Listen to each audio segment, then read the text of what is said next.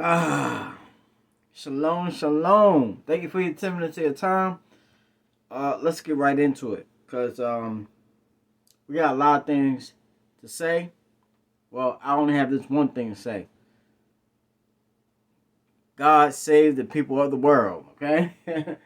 um, Chastisement is on its way.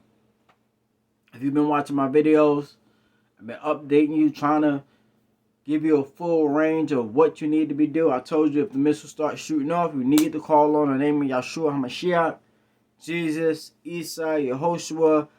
I don't know what language that you use, but those words should be used calling on the name of the King of Kings and Lord of Lords, so that the angels can react and put a hedge of protection around you.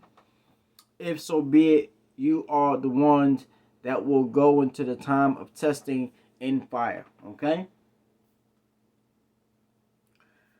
I went back and looked at the Durham prophecy. If you haven't seen that, you should look it up. Watch it a little bit. Towards the end, he tells you what's happening. Now, in my mind, I process the prophecy as the United States would be the government, or the officials, shall I say, because the people are the government. The officials would be infighting with the people. Okay, the officials will be fighting with the people. And then at that time of distraction, Argentina, Cuba, Nicaragua, North Korea, China, Russia, all would start attacking America. That's what in my mind, what I processed when I heard the vision on the dream, right? I did not look at it as the January 6th incident being the fighting that the United States would be distracted with. Who's distracted? Pentagon, CIA, FBI, Department of Homeland Security. All these different agencies are focused on what they call domestic terrorism. Okay, or focused on the people, and the uprising. We see the convoys going on. We see the incidents of the Paris, and the people are protesting. If you're here and you're thinking about getting a digital mark of the beast, okay, because that's coming. That's going to come after the war. I'm for sure of that. That I know. Back on topic. Not going to get off on a tangent. You see the protests going on. You see the convoys going on. You see people are protesting. They ready to get back to normal. Okay? But I don't think it's reached a fever pitch. Now, if his prophecy was that January 6th was the infighting that will be going on, the distraction, then tomorrow may be the time that Russia, China, North Korea, and everyone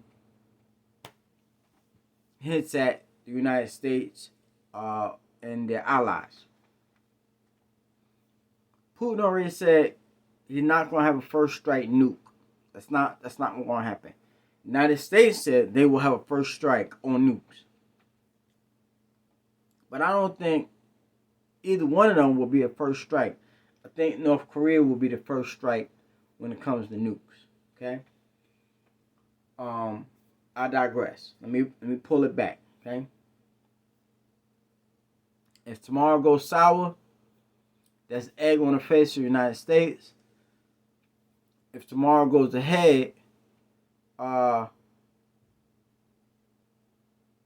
if United States goes ahead, then that is, if Russia goes ahead, then that means that's a slip for Russia. Okay? Although, the sanctions will come.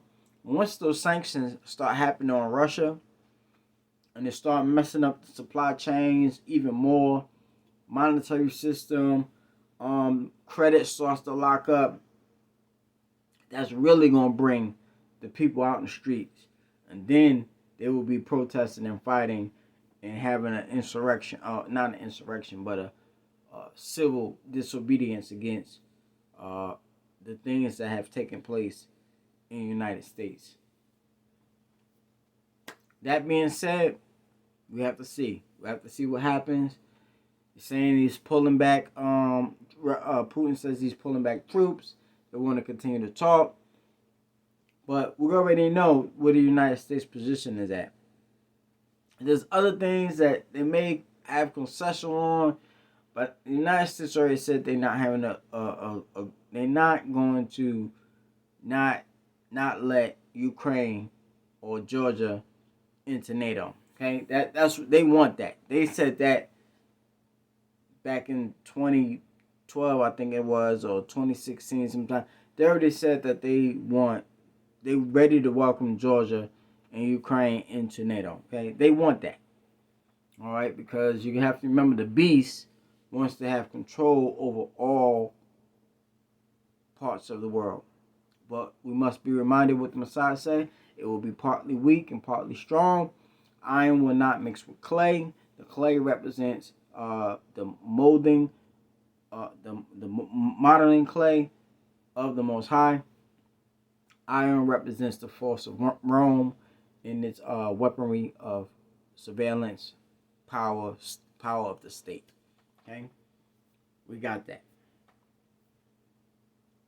We still got March on the table with the rate hikes and the Passover coming up.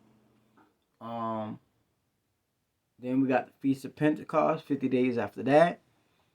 So it's still a lot of headway and a lot of things that's coming down the pipe. People are not shopping like they was prior to,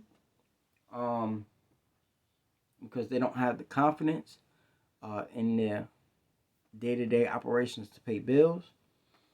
So they're not out there shopping. So retail is contracting. Money is slowing. The velocity of money, the exchange of currencies, I would say, is slowing. But you also have on the other side where businesses are ready to take on loans and go forward and ramp up, okay, and start moving things into the marketplace. So inflation is going to happen, and we're already getting inflation because they're ready for war. Then you have the Durham report that just came out. So obviously Durham is ready because he's putting out reports. And I don't think that the Democratic Party would want the information to come out. And for them to not have this information to come out, they will have to have some type of distraction to take place so that they can keep the information or to delay the trials that may come out of it if we have officials who are ready to do what is needed and what is right to do.